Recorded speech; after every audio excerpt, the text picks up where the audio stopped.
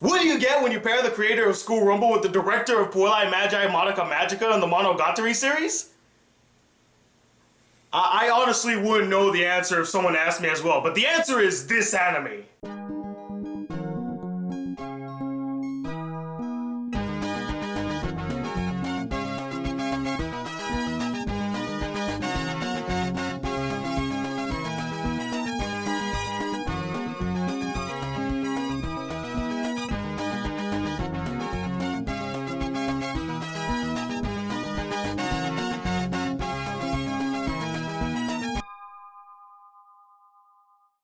Hey guys, the Black Critic Guy here with the first anime review of 2015. And what anime gets the prestigious honor to be the first anime I review in 2015?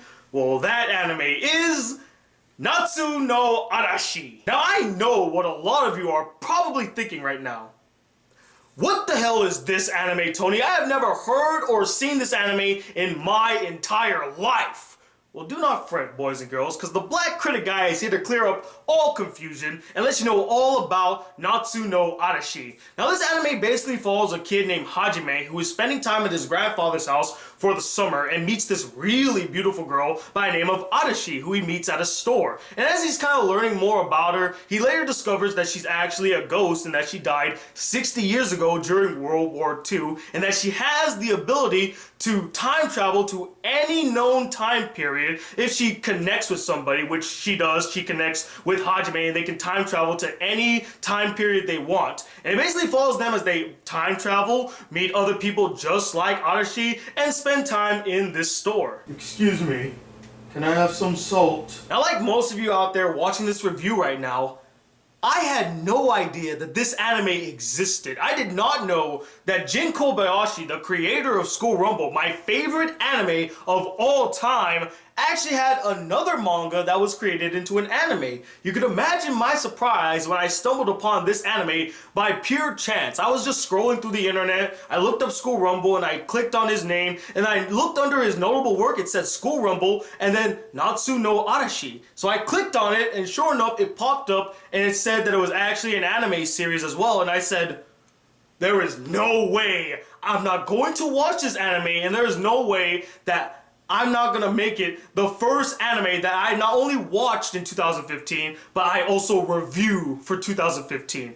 And here we are. But the cherry on top of it all that made me want to see this anime even more was the fact that it was directed by Akiyuki Shimbo, the same guy that directed Puelai Magi Madoka Magica, one of my favorite animes of all time, Pony Pony Dash, and the Monogatari series, all of which had beautiful, breathtaking, mesmerizing, and visually stunning animation. I mean, they looked phenomenal. So you could imagine my excitement to see these two come together to make an anime. I mean, with Shimbo's keen eye for visuals and Kobayashi's keen sense of humor, I thought we were gonna have a match made in heaven here. We're gonna have a 5 out of 5 epic masterpiece of an anime.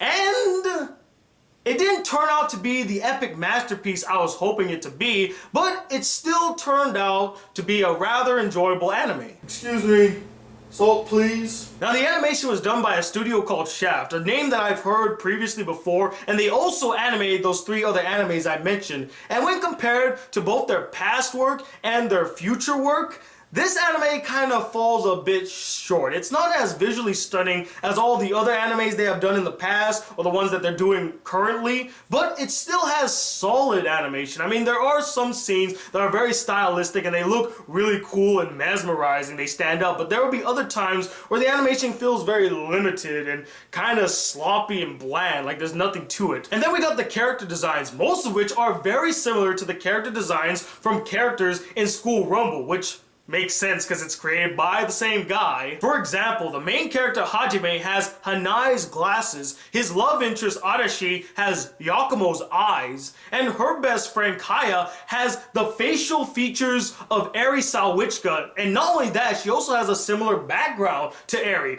They're both half German, half Japanese. And they're both also from wealthy families. Ah, see the resemblance? There was one character in the anime, but she only showed up in the opening theme of the first season that looked exactly like Yakumo. The minute that I saw her, I was like, Yakumo, you're in this anime. Oh my god, she's in the anime. And I swear to God, she is Yakumo. I mean, the things that she does in the opening theme of the first season is straight up what Yakumo does in School Rumble. I swear to God, that girl must be Yakumo, just with a different hairstyle. Pardon.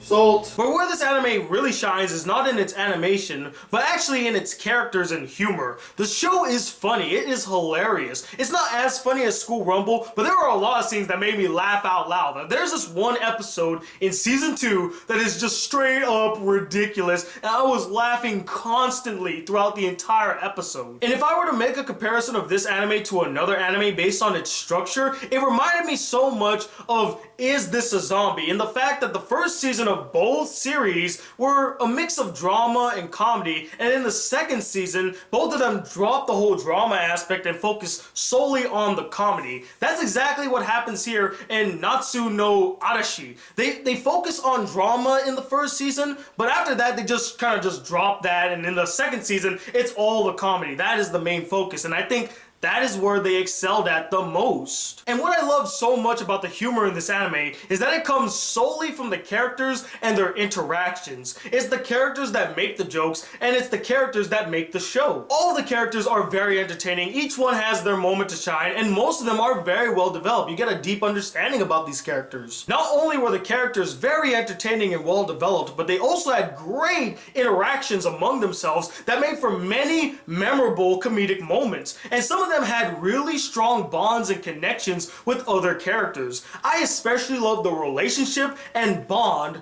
between Hajime and Arashi. I felt like it was so strong and natural. Not only did they have a great romantic relationship, but they also felt like genuine friends. They had a strong friendship, and the banter between them, it just felt natural. Like they were just buddies, but they also cared deeply for each other. Some of my favorite interactions among the characters in the anime that made me laugh each and every time would be whenever Hajime is messing with this one character named Jun, who has a secret that I can't tell you about. You'll just have to watch the anime to find out. But moments with these two characters and the way that Hajime would treat this character, hilarious. And the character's reaction, Jun's reaction, even more hilarious. And another praise that I would give this anime that made it wholly unique in my opinion was the fact that they did not fall under the cliche harem structure. I mean, not all the girls in the anime likes the main character Hajime. Only 2 of them actually like him, and the others just kind of interact with him. I thought that was really refreshing. I mean, to have an anime where there's one guy centered around all these girls and all the girls aren't like trying to jump on his dick. That's actually very interesting. And they did the same thing in School Rumble where,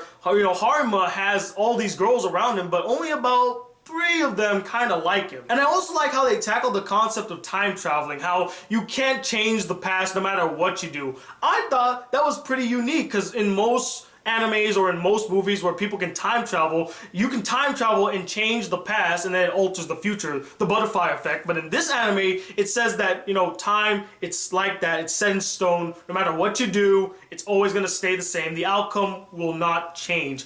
I thought that was very unique and vastly different when compared to other animes or other movies. But as much as I enjoyed this anime, I do have a couple problems with it. The first problem that I have with this anime, and it really bogs the anime down, was the drama in the first season. I understand why they need it, it's to build character and all that, but it just felt really out of place, unnecessary, and extremely forced. Like, I just didn't connect with the drama, and it really made me not want to watch the anime. Like, I was struggling through the first season because the drama was so daunting. I was like, oh, I did not want to see drama in this anime. I wanted to laugh. And again, the drama does have purpose. It doesn't feel like it fits in an anime that is relatively a romantic comedy. The next big issue that I had with this anime was the repetition of jokes and scenes. Like, they would repeat the same jokes over and over and over again constantly to the point where they're not even funny anymore. There are a plethora of jokes like that in this anime, but the two that stood out to me as the most annoying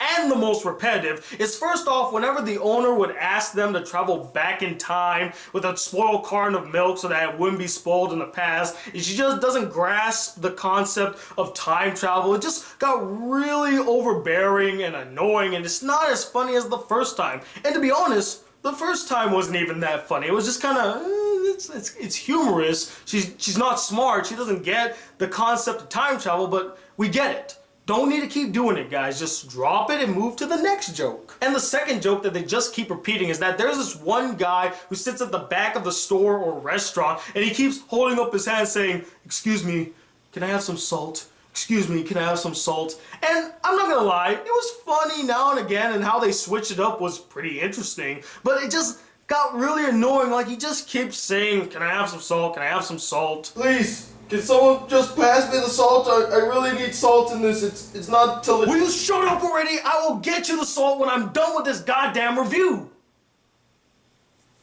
This guy, he's throughout the entire review just asking for salt. Just like the guy in the anime that just keeps asking for salt. It just is really annoying. And it doesn't happen just once in the episode. It happens numerous times in each episode. Each episode. There are 26 episodes in this entire series. And in almost each episode, this guy makes an appearance asking for salt constantly.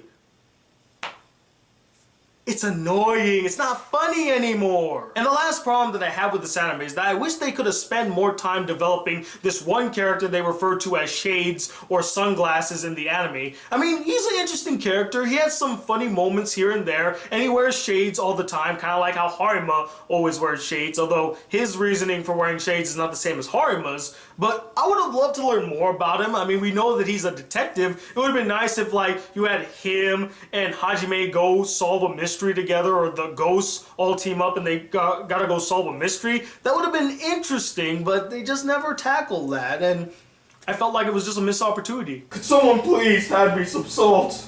I'm dying here. Oh, that guy still won't shut up about his salt, Willie. It's getting so annoying. I guess I gotta go get him the salt. Okay, I'll finish this review first, then I'll go get him the salt.